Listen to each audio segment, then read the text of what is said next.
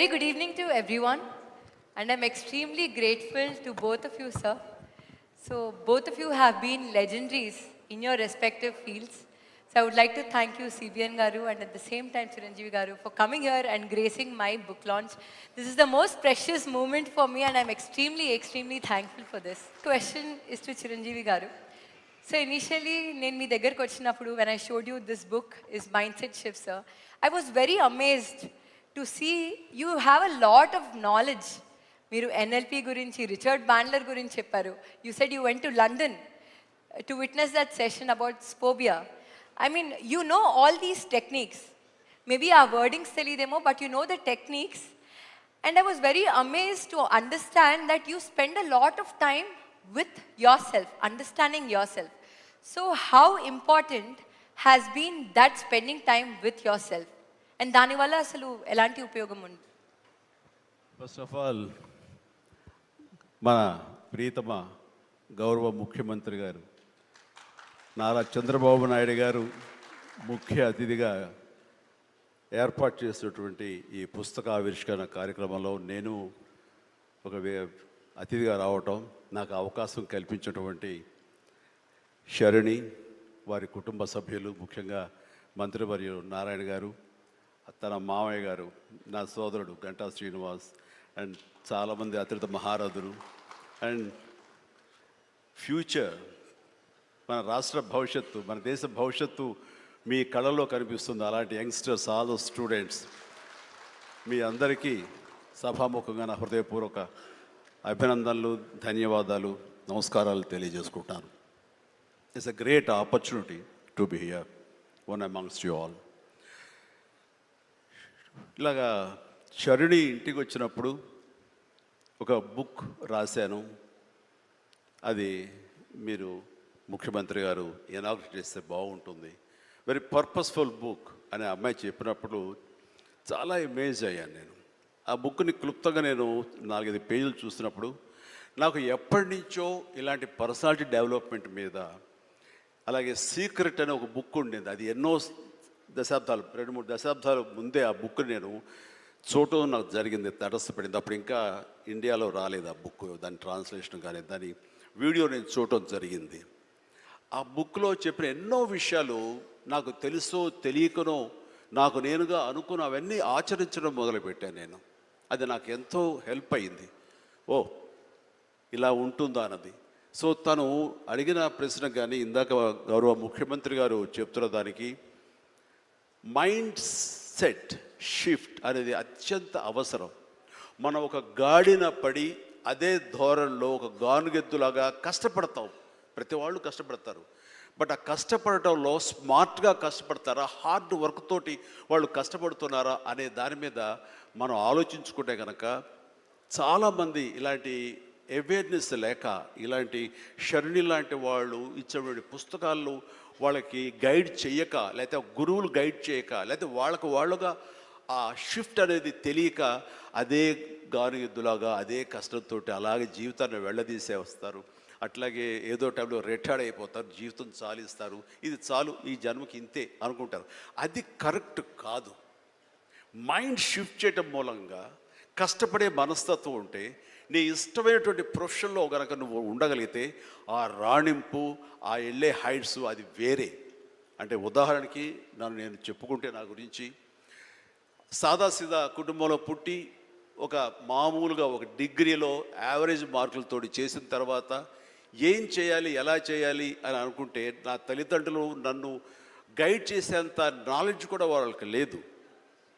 అలాంటి టైంలో నాకు అనిపించింది, నాకు చిన్నప్పటి నుంచి ఇంట్రెస్ట్ యాక్టింగ్. 10th క్లాస్ చదువుతున్నప్పుడు ఒక డ్రామా వేశాను, బెస్ట్ యాక్టర్ వచ్చింది. కాలేజ్ డేస్లో ఇంకో డ్రామా వేశాను, అది బెస్ట్ యాక్టర్ వచ్చింది. అది documented, it's that full proof.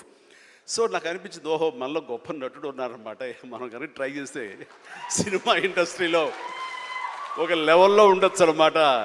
ఎందుకు వెళ్ళకూడదు మనం సినిమా ఇండస్ట్రీకి అని అనగానే ఎవరితో మాట్లాడినా సరే, ఏ సినిమా ఇండస్ట్రీ తక్కువ అనుకుంటున్నావా, నీకు తెలిసిన వాళ్ళు ఉన్నారా, నువ్వు వెళ్ళగానే పెద్ద గొప్ప అందగాడివా, నేను వెల్కమ్ చేసేస్తారా అంటూ అందరూ నెగిటివ్గానే అనేవాడు. అదే సహజం, ఎందుకంటే ఇండస్ట్రీకి వెళ్ళి పాడైపోయిన వాళ్ళు అధిక సంఖ్యలో కనబడుతున్నప్పుడు నేను ఎక్కడో లింగులు ఇటుకుమంటూ నర్సాపురం మొగల్తూరు ఆ ప్రాంతం నుంచి వెళితే కనుక ఎంకరేజ్ చేసే భలే ఉన్నారో వెళ్ళరా అనేవాళ్ళు ఎందుకు ఉంటారు.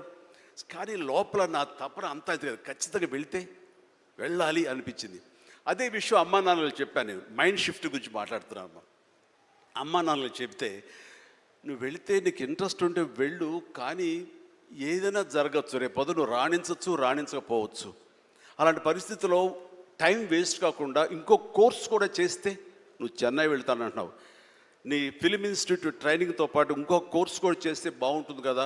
సపోజ్ ఇది రాణించలేదు, ఇంకో దాంట్లోకి వెళ్తావు, టైం వేస్ట్ కాదు అంటే వాళ్ళ మాట కాదనలేక, ఏమో బొమ్మ పైకి సిరితే కాయిన్ బొమ్మ పడవచ్చు బొలుసు పడవచ్చు, జీవితంలో ఏది మనం ఊహించి చెప్పలేం అనే ఉద్దేశంతో నేను ఏం చేశానంటే ICWI institute of cost accountants and works of India, ఇది ఎగ్మూర్లో ఉంటుండేది చెన్నైలో. అక్కడ నైట్ కాలేజీ చేస్తూ పగలంతరేమో ఫిలిం ఇన్స్టిట్యూట్లో ట్రైనింగ్ తీసుకుంటూ అలాగా 2 జోడు గుర్రాల స్వారీ లేదా 2 పడవల మీద ప్రయాణం చేయడం ప్రయత్నం చేశాను. కానీ ఎక్కడో నాకు ఇష్టం లేనిది, అంతంత మాత్రంగా తప్పదని చేయబడ్డటువంటి ICWA కోర్స్ మీద నాకు నిరాశక్త కలిగింది. దాన్ని నెమ్మదిగా దానికి తెలియదుకాలు ఇచ్చేసి వదిలేశాను. ఆ తర్వాత ఫిలిం ఇన్స్టిట్యూట్లోనే నేను ఏమైనా చేయాలి, చావో రేవో బతుకో చావు ఇక్కడే ఉండాలి, మనం ఇందులో చేయాలి. ఎప్పుడైతే నేను ఒక డెసిషన్ తీసుకున్నానో, నన్ను నేను ప్రూవ్ చేసుకోవడానికి నేను కష్టపడి పనిచేయాలి, నేను ఇందులో సాధించాలి, ఏమైనా అయ్యి తీరాలి అంటూ చాలా స్ట్రాంగ్గా నేను అనుకున్నాను. లేకపోతే నాకు జీవితం లేదు అనుకున్నాను. అలాంటి పరిస్థితుల్లో సినిమా ఇండస్ట్రీలో ఫిలిం ఇన్స్టిట్యూట్లో నేను ట్రైనింగ్ తీసుకోవడం ఏంటి, సినిమా అవకాశాలు రావడం ఏంటి, అవి సద్వినియోగపరచుకోవడం ఏంటి, దాన్ని ద బెస్ట్ నేను చూపించుకోవడం ఏంటి, అక్కడ ఉన్నటువంటి డైరెక్టర్స్ వీళ్ళందరి చేత వావ్ అనిపించుకోవడం ఏంటి, అందరి దృష్టి నా మీద ఉండేలాగా నేను ఎక్కువగా యాక్టివ్గా ఉన్నటువంటి ఇవన్నీ నాకు దోహదపడి సినిమాల సినిమా అలాగా అంచెలంచెలుగా నేను ఈ రోజున మీరు చూస్తున్న ఈ స్థాయికి నేను వచ్చాను. ఇక్కడ ఏంటంటే ఏమైనా సరే 2 చేద్దాం, ఏమో జీవితం ఏమవుతుందో అనే అభద్రతా భావంతో ఉండే కంటే, కాదు ఖచ్చితంగా అనుకుంటే సాధించవచ్చు, నాలో టాలెంట్ మీద నాకు నమ్మకం ఉందని సాధించగలరు, కాబట్టి అది వద్దు అనుకుంటూ మైండ్ షిఫ్ట్ చేసుకుని దీని మీద ఫోకస్ పెట్టాను సరే, అక్కడ నేను సఫలీకృతునయ్యాను. అదే శరాణి చెప్పేది. ఎక్కడ డౌట్ ఉండకూడదు. ఆ ప్రొఫెషన్ నీకు ఇష్టమైన దాని ప్రొఫెషన్ అయ్యి ఉండాలి, దాని మీద నువ్వు ఇంట్రెస్ట్ పెంచుకోవాలి, అది సాధించడానికి కష్టపడి పనిచేయాలి, ఒళ్ళొంచి పనిచేయాలి, అది కూడా స్మార్ట్గా పనిచేయాలి. వీటన్నిటితో పాటు మన వ్యక్తిత్వం, మన బిహేవియరు, మన మంచితనం, ఇవన్నీ కూడా యాడెడ్ ఫ్లేవర్, అది చక్కటి అందాన్ని ఇస్తాయి నువ్వు వెళ్తున్న ఈ బాటలో. అది చాలా ఇంపార్టెంట్. చాలామంది అత్యున్నత స్థానానికి వెళ్ళిపోతుంటారు, కానీ క్యారెక్టర్ లేకపోతే వాళ్ళు ఎంత ఎత్తుకెళ్ళినా సరే సర్లే పెద్ద చేసేళ్ళ అని అంటారు. అది ఎంత లేదన్నా సరే ఆ క్యారెక్టర్ కూడా నీకు లేని అందాన్ని తీసుకొస్తుంది, నీ కష్టానికి మరింత అందం ద్విగుణీకృతం అవుతుంది, నీ ఫలితం కూడా అంత బాగా ఉంటుంది. కాబట్టి మైండ్ సెట్కి షిఫ్ట్ అనేది చాలా చాలా అవసరం. ఆ రకంగా శరాణి చేసినటువంటి ప్రయత్నం సఫలీకృతం అవుతుంది, చాలామంది రీచ్ అవుతుంది, చాలామంది లబ్ధిదారులు పొందుతారు.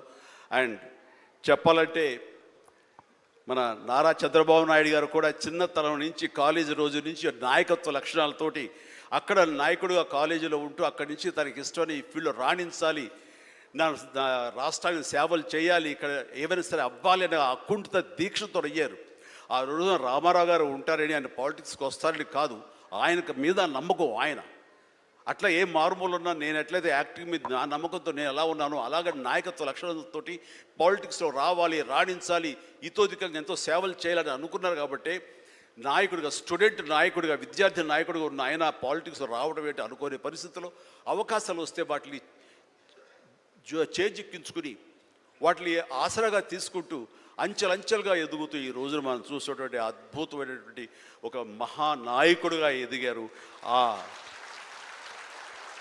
ఆయన దిశానిర్దేశంలో, ఆయన నాయకత్వంలో హైదరాబాద్ దగ్గర నుంచి ప్రతి నగరం, అంటే ఫస్ట్ ఇండియాలో ఆఫ్టర్ బెంగళూరు మళ్ళీ అలాంటి ఐటీ నగరంగా, అంటే ఎంత విజనరీ అంటే ఫ్యూచర్లో ఇది డెఫినెట్గా ఈ రోజున మనం అనుకుంటున్నాం డిజిటలైజేషన్, ఆ రోజున అంత ఉధృతంగా లేదు. అలాంటి దాన్ని అయ్యి తీరుతుంది ఆయన అన్నారే, ఆయన మైండ్ సెట్ ఆ రోజు అలా షిఫ్ట్ చేసుకుని దానికి కట్టుబడి ఉన్నారు కాబట్టి ఈ రోజున ఐటీలో కానివ్వండి, అతను డిజిటలైజేషన్లో కానివ్వండి, ఇదిగో ఈ రోజున ఏఐలో కానివ్వండి, ఆ స్థాయికి వెళ్ళటానికి నాంది పలికినటువంటి పాయనీర్ మన చంద్రబాబు నాయుడు గారు. సో ఇలాంటి నాయకుల మైండ్ సెట్ షిఫ్ట్ అవ్వడం అన్నది ఎంతగా అభివృద్ధిలోకి ఎంత ఇదిగా ఉందో మనం తేటతెల్లంగా చూస్తున్నాం కాబట్టి it's a wonderful subject. Sharni, I do appreciate all the very best. Thank you so much, sir. Chiranjeevi, sir, question is to you, sir. So, I want to ask you if you want to share one powerful message that will help in rewiring everyone's mindset. Yes, జీవితం అన్నది cake walk కాదు, పూల పానుపు కాదు. ప్రతి క్షణం ప్రతి చోట ఇందాక మీరు అన్నట్లుగా అబ్స్టికల్స్ వస్తుంటాయి, ఆటంకాలు వస్తుంటాయి, ప్రతిబంధకాలు వస్తుంటాయి, అండ్ ప్రతికూల పరిస్థితులు ఏర్పడుతుంటాయి. మనం గోల్ స్ట్రాంగ్గా అనుకుంటాం, దానికి కావాల్సిన కష్టం పడుతుంటాం, దానికి కావాల్సిన అవకాశాలని మనం చేజుక్కుంచుకొని ముందుకు వెళ్ళటం కోసం అన్ని రకాలుగా మనం ప్రయత్నం చేస్తుంటాం. మరి తప్పెక్కడ జరిగింది అంటే నీకు ఎన్నో అన్ఫోర్సీన్ బయటకు వస్తుంటాయి, ఒక డిస్ట్రక్షన్స్ వస్తుంటాయి, డిసప్పాయింట్మెంట్స్ వస్తుంటాయి, నేను డీమోటివేట్ చేసేవాళ్ళు ఉంటారు. ఇలాంటి డీలు ఎన్ని ఉన్నా సరే దాన్ని ఢీ కొనాలంటే ఒక డిటర్మినేషన్ ఉండాలి. అది వెరీ మచ్ ఇంపార్టెంట్. అంటే బెదరకూడదు, మన ధ్యేయం చెక్కు చెదరకూడదు, అకుంఠిత దీక్షతోటి ముందుకు వెళ్తూ ఉండాలి. నా విషయానికి వస్తే కనుక నేను వచ్చిన కొత్తలో డెఫినెట్లీ నన్ను డిసప్పాయింట్ చేసిన వాళ్ళు ఉన్నారు.